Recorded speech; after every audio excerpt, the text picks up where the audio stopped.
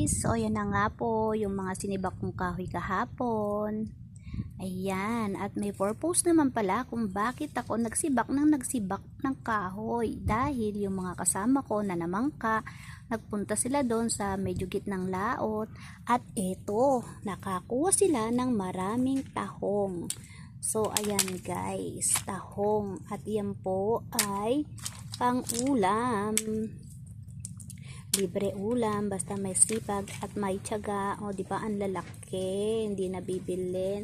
So ayan na nga po, at akin na nga silang binabanlian. Hihimayin namin at saka syempre igigisa natin sa butter.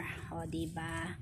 So ayan, kaya yung kahoy ko ay masusulit na dahil ayan, ang dami ko palang babanlian.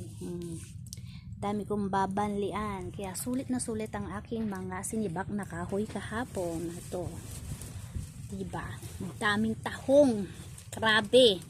Pwedeng igisa, pwedeng sa butter, para saucy, or pwede rin gawing crispy tahong. Meron kang harina, lagyan lang ng paminta. O diba guys? Thank you for watching.